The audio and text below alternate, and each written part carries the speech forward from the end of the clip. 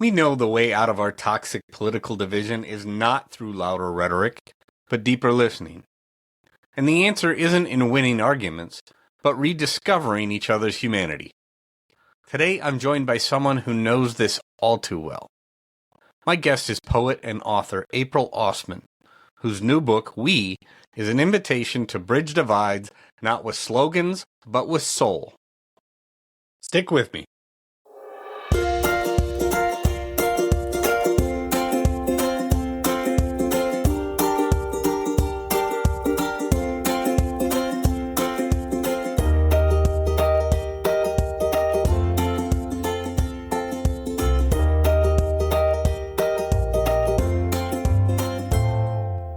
Welcome back, my friends, to the Derate The Hate podcast.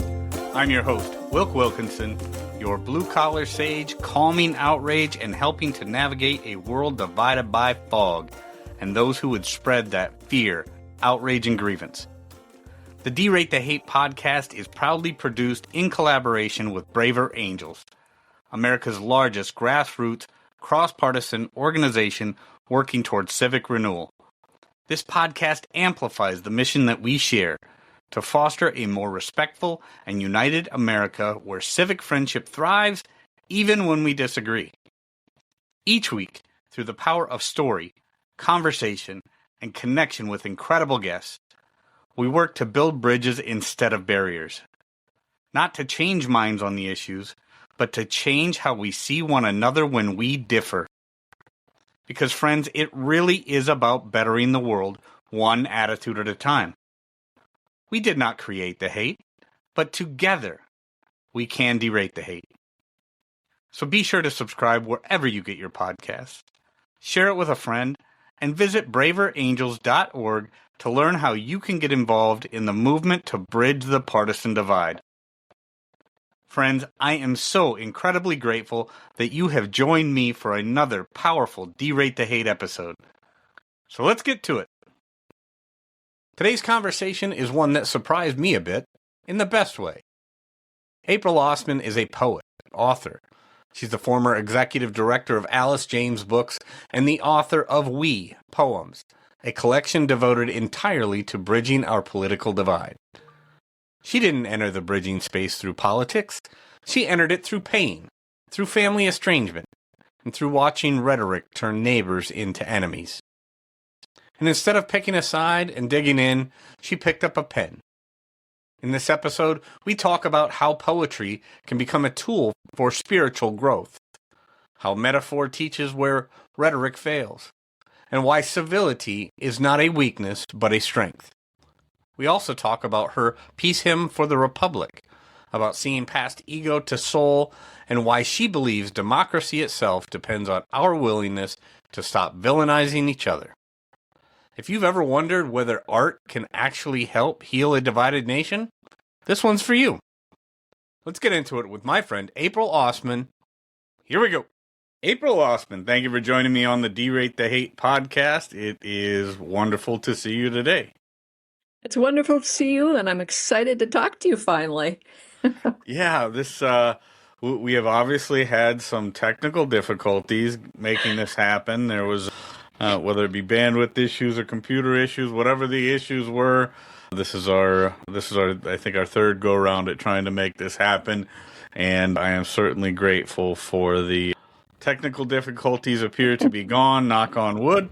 And we are going to have a great conversation today. So, yeah, April, thank you so much for reaching out to me. And you know, I understand from the email that you sent me that you are a new member of Braver Angels, and as a author and a poet, somebody who is taking that skill set as an author and a poet and using that to now help bridge divide. So I really want to get into a little bit about your background and how that life as a poet kind of translates into the Braver Angels way. So talk to me about how you found out about Braver Angels, but then what it was that kind of made you think, I can use what I do to help bridge these divides.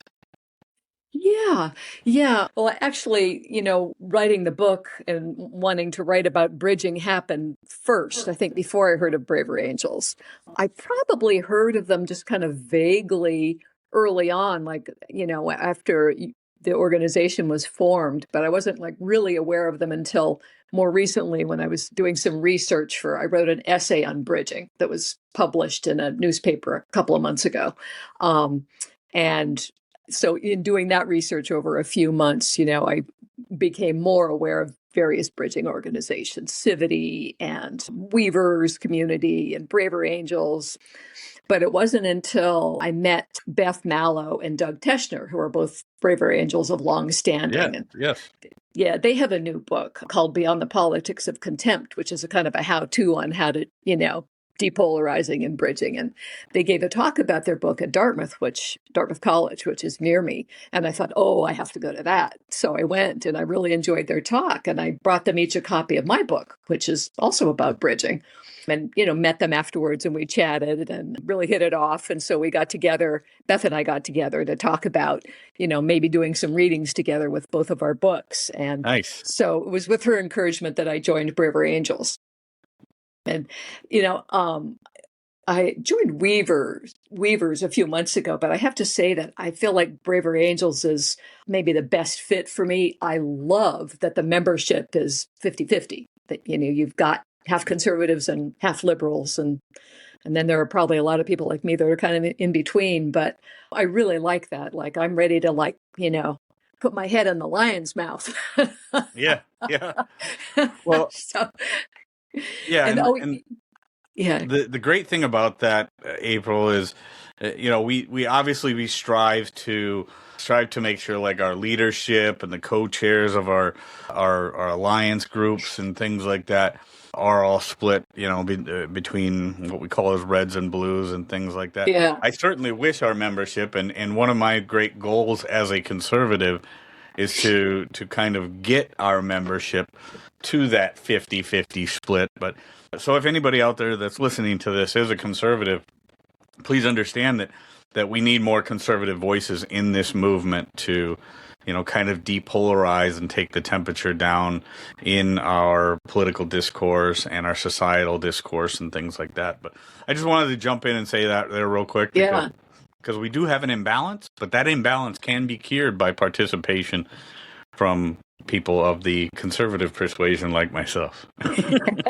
I'm currently working on a conservative friend to get her to join. So Very nice, very nice. So yeah, I love the fact that you bring up Doug and Beth and their book, and I've worked with them on different things over the years. Back when I was a volunteer, and then now as a member of staff at Braver Angels. But yeah, their book Beyond the Politics of Contempt, I have a copy of it right here, and it's a wonderful book, and I'm excited to learn more about your book, and just kind of walk me through then. You as a poet and someone who has focused a lot of your energy on poetry, how do you see the world of poetry coming together with the world of bridging, and through the lens of a poet, how do you see the Braver Angels way, April? yeah. I think it was in writing the book. I started writing the book in 2015. I was getting really upset by all of the news about, police killings of unarmed Black men. And I started thinking about, prejudice and like, well, okay, what's my part in this, and then the campaign was happening. And I was getting really concerned about how divisive and villainizing the rhetoric was getting. And I just, thinking about where that was going to take our society, our nation, I was really concerned. And then, we had a family estrangement because of politics. And then things felt really personal to me, the divisions. I wasn't the person, who caused the estrangement, but I was kind of collateral damage in it as a fellow family member. And it was painful for them, painful for me, and painful for other family members. And so, for me as a writer, I'm always writing about whatever it is I'm really struggling with at the time. And in 2015 and for quite a few years there, things were getting so divisive in our country and in the family that I really needed to write the poem to try to figure that out. And I started thinking about other kinds of prejudice, right? Besides, racial prejudice, like political, reds and blues and just all kinds. And like, what's my part in that? What are my unconscious prejudices? Because certainly consciously, I work not to be prejudiced or judgmental, but, we all have unconscious prejudices that we don't even realize that we have, So I really wanted to kind of investigate that and think, how can I maybe, start bridging, with these divides, divides of race, class, gender, education, rural, urban, whatever. And so that's, I was writing these poems, like trying to make bridges and to understand how someone who might think differently than me thinks or felt. So there are a lot of poems that kind of do that directly and some indirectly. And, when I heard about Braver Angels and I read kind of, how you describe yourselves and all that, like the rhetoric you use is very similar to the rhetoric that I use to describe my book and my call and response readings and I was actually doing the call and response readings well before I joined Braver Angels. But Okay. I feel like it's kind of a perfect fit with Braver Angels because, I'm asking audiences to share stories of reaching across the divide successfully. Like they were at the grocery store and they talked to someone they think probably disagreed with them politically, but they found common ground and were able to see each other's humanity. And I do that at my readings and I do it in my daily life. That's So awesome. I feel like I'm kind of a perfect fit for Braver Angels. well, certainly a perfect fit in the braver or in the bridging space in general. And I want you to walk me through, April. I want to walk through that using poetry and writing poetry to help better understand, because to me, I mean, if I'm hearing this right, you use that as you use that poetry or the writing of poetry as a skill building exercise to better understand. So, I mean, and me, who's completely foreign to the world of poetry, I just want to know or see if I understand that correctly. That is something that you do to learn. Is it the research, or is it the actual poetry itself and how it comes together in your mind that helps you better understand? Explain that for me a little bit more, because I just don't understand it and I want to. Yeah.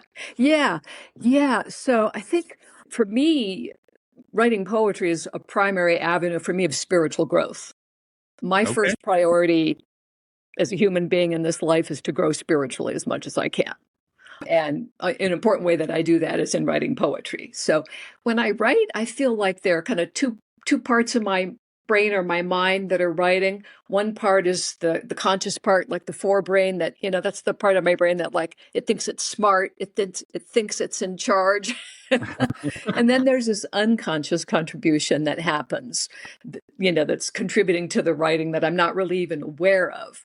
And then when I read the poem later, that's the part where I go, oh, like I discover things. And to me, I think the unconscious is the wiser part of our brain. And I think it thinks in metaphor, that part. And I think that part of my brain is trying to teach me, teach the smarty pants part, wisdom.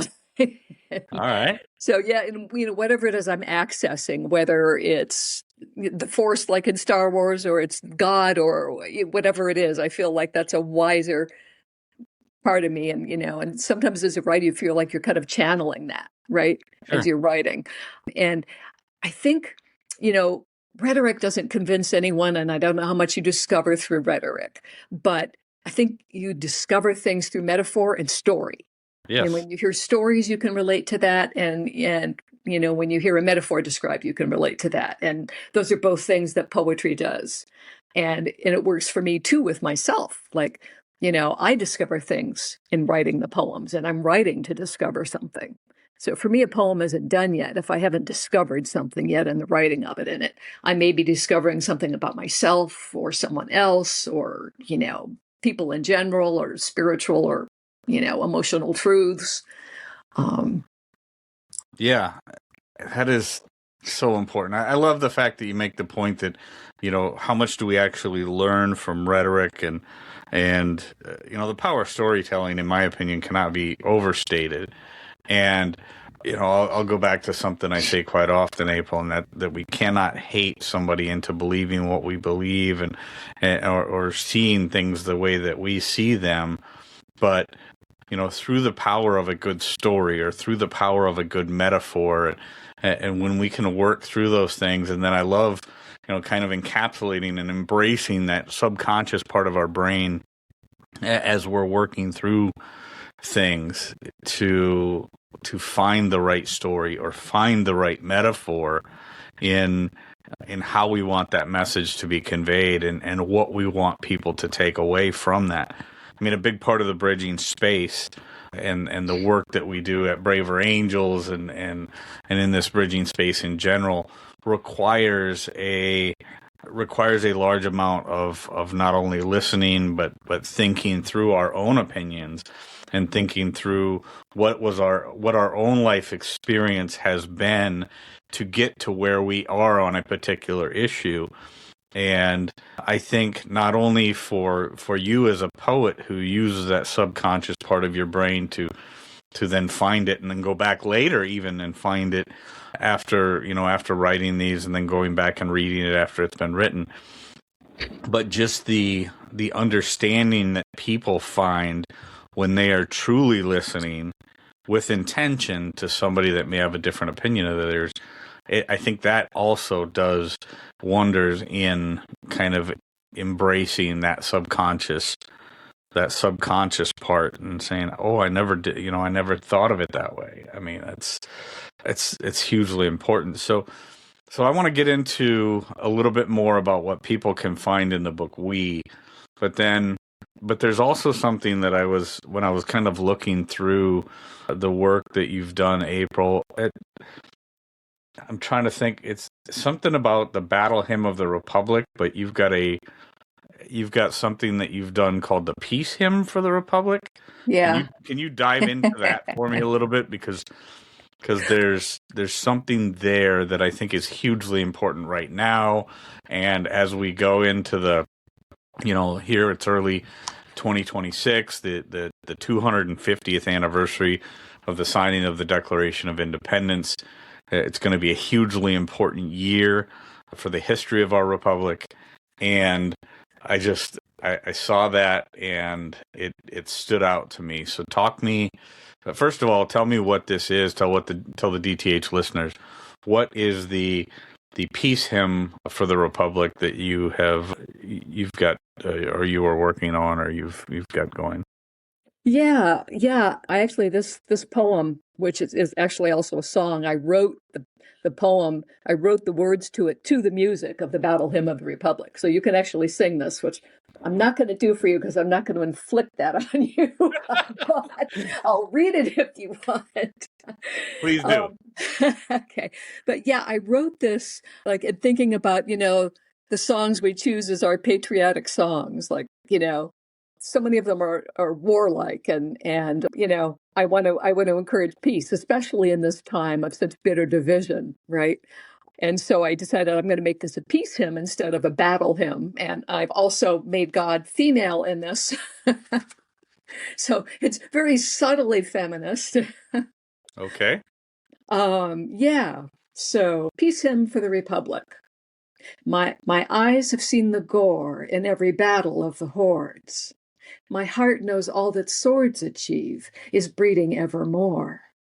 But listening tends the vineyards where the grapes of peace are stored. Her truth is teaching us.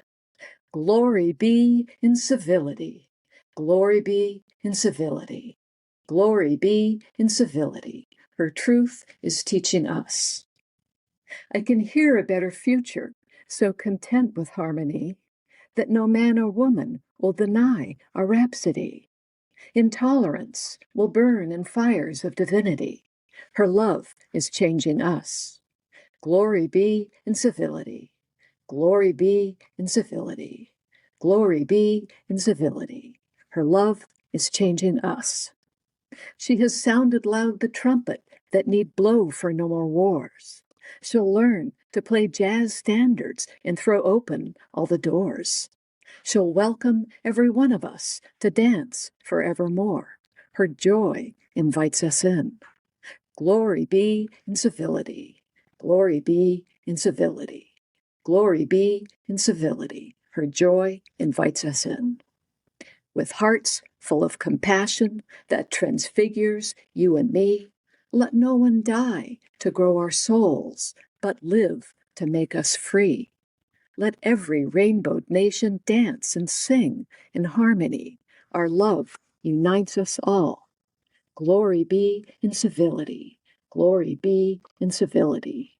Glory be in civility. Our love unites us all. Beautiful. Beautiful. And thank you for sharing that. Yeah, glory be in civility. I love the idea. I am someone who knows, April, that this country only survives. I mean, I'll go back to the quote from Lincoln that says, "A house divided cannot stand," Yeah. or "A house divided against itself cannot stand." Civility is something that we've lost. Decency is something that we've lost in many respects in our public discourse. I mean, you know, certainly online. I mean, when I go out and I see people and have conversations with people in real life and not in this internet ecosystem, I do think that there's still a certain degree of civility and decency amongst people. But unfortunately, there's a lot of loud noise out there online, in our media, in our politics. And civility has been one of the great casualties, in my opinion, of the internet ecosystem that people spend so much time in. So what was your, I guess, walk me through what that inspiration was. You know, you said you started writing the book We back in 2015. When you started writing this, was there, I guess, there's something there for me that, and this is not just your work, but other people's work, things that I've seen. People far too often now see civility as kind of a weakness. So was that part of the inspiration for this, and saying, hey, our strength is not, being polite is not a weakness. Civility is not a weakness. Talk to me about that. Yeah. I think civility is crucial to our democracy and to living together as one people, which we are. Even if we're feeling divided now, we're still the United States of America. And, our Constitution was designed to try to let us problem solve without violence. That was kind of the whole point.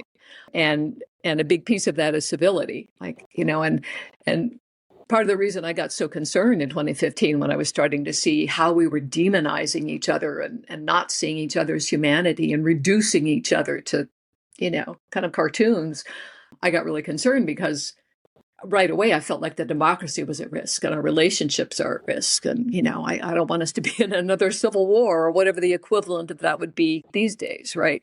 Right. So, and to me, it's a strength. I mean, if you have the strength and the confidence to be civil and hopefully kind and compassionate to anyone, to me, that's a strength that, you can do that rather than a weakness. And we can't solve any of the problems that we have in our country, whether that's doing something about climate change or whether that's doing something about homelessness or the hungry or school shootings. We can't solve any of that if we can't even speak to each other civilly. So, no, that's right. I think for me, it became really important in writing this book to let's get back to a place where we can go beyond that, beyond civility, and see each other's humanity. And that's part of what I try to do in a lot of the poems is to see other people's humanity besides my own. And with some of that, I do with stories. But because once you do that, it's harder to villainize people. If you've seen their humanity, it's harder to villainize them. And, that's right. and if you're willing to listen and, do active listening and question as you listen and all of that, then, that's the way you can begin to work together and cooperate and compromise, right? If you're just bent on obstruction and it's my way or the highway, that's bad for all of us, I think, emotionally, spiritually, and also as a country. Like in Congress, they're getting nothing done because, every time one party or the other gets power, they enact partisan stuff, right, that the other side doesn't agree with, and they impose it on everybody. And then as soon as the other party gets in power, they overturn everything. And we don't get anything lasting done that we can agree on, like bipartisan bills that actually we don't try to overturn the minute they're enacted. No, that's exactly right. I mean, these drastic pendulum swings caused by, and make no mistake about it, they're caused by the drastic divisions that we see based on the toxic rhetoric and when you talk about the humanity and seeing each other's humanity and then not being able to so easily villainize those people, them in the us versus them, or those on the other side. It's hugely important. And again, I'll go back to the Lincoln quote. A house divided cannot stand. And we as a country cannot continue to function as one of the best and most highly functioning countries on the planet when half of the country hates the other side and refuses to work with the other side. You said compromise, which, I'm not a big fan of the word compromise. I'm more of the Stephen Covey synergize kind of person.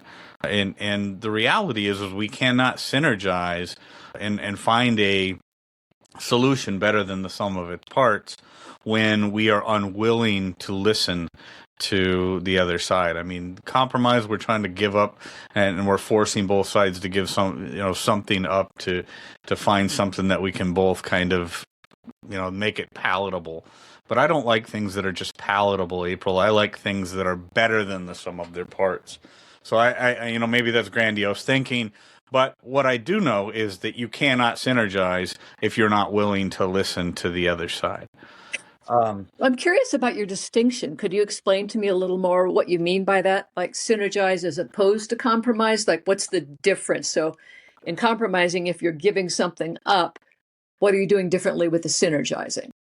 Synergizing, in my opinion, in the way that I see it, and one of the things that Stephen Covey talks about a lot in the 7 Habits of Highly Effective People, is to work through complex issues, not to find a lose-lose or win-lose for either side, but to find a win-win for both sides, in the sense that, there is not always, we don't have to give up something about what we want to find something better, again, better than the sum of its parts. So when we actually dive down and work with people that we might disagree with and find out what the core issue it is that they want, which again goes back to something that I said earlier, but listening with intention, right? We have to listen with intention to that person to find out what it is they actually want. What is it that you are trying to get to as a result of whatever the particular issue that we're talking about? Now, the core issue is what we're working on. This is the other thing number one, if we oversimplify things or make things far more complex than they need to be, we start to lose sight of what it is the core issue is and how we can accomplish our core mission. I talk a lot about root cause problem solving and things like that. If we focus on the core issue, what is the core issue that you're looking to solve? What is the core issue that I'm looking to solve? What are the points of agreement that we can find in this? How do we find something better without overcomplicating the whole thing? And how can we find something that will be better than the sum of its parts? So the way I differentiate that from compromise is far too often people start to look at all the different things that they're not going to get when looking for a solution, as opposed to looking at the core issue of what they're trying to solve.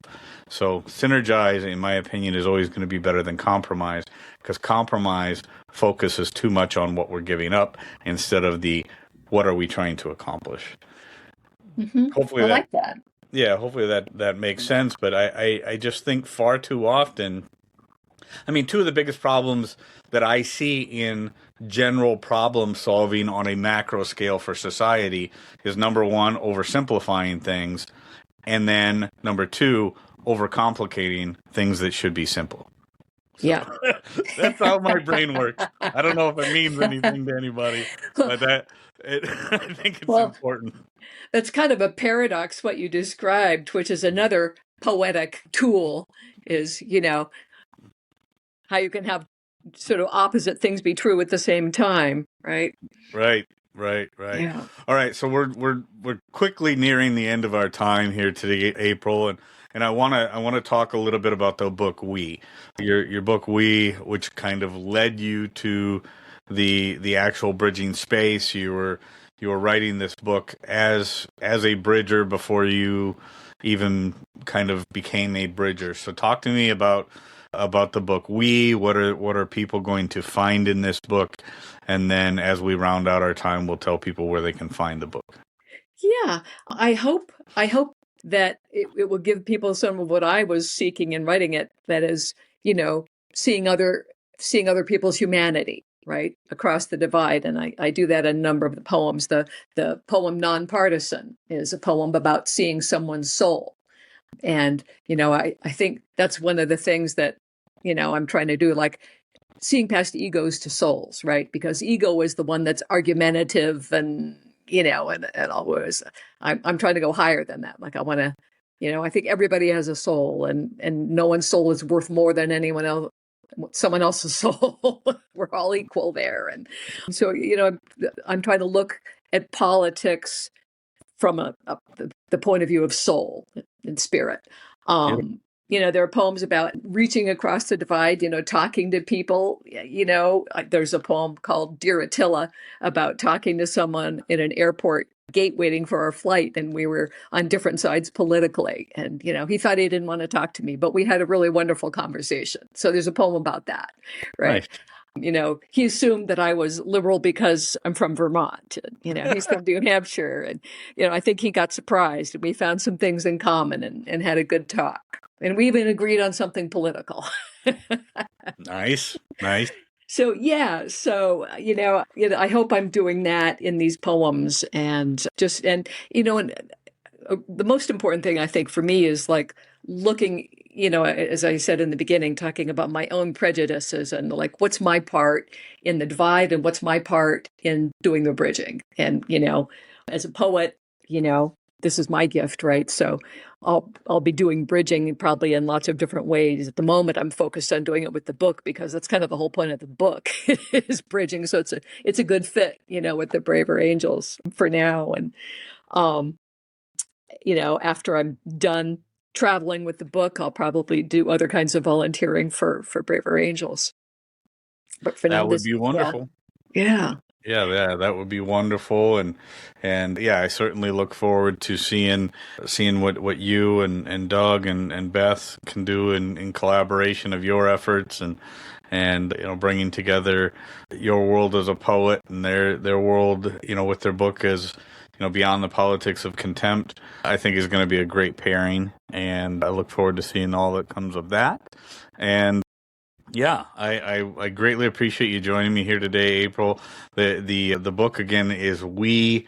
People can find that at redhen.org, or obviously your website will lead them there, right, as well. April Ossmann. Is it aprilossmann.com? Yep.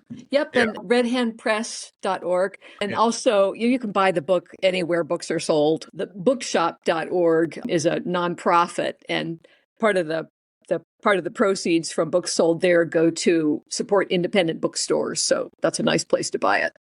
Very you can nice. get it anywhere. Yeah. Very nice. Well, we will make sure that people can find it in the show notes for this episode. April Ossmann, thank you so much for joining me here today. It's been a wonderful conversation, and I do look forward to further collaboration down the road. Thank you. Thank you, Wilk. Friends, I want to thank you so much for tuning in. And if there's anything in this episode that provided exceptional value to you, please make sure to hit that share button. If you haven't done so already, please be sure to subscribe to get the Derate The Hate podcast sent to your email inbox every week. We really are better together, so please take a moment to visit braverangels.org and consider joining the movement towards civic renewal and bridging our political divides. This is Wilk wrapping up for the week saying get out there, be kind to one another, be grateful for everything you've got, and remember, it's up to you to make every day the day that you want it to be. With that, my friends, I'm going to back on out of here, and we will catch you next week. Take care.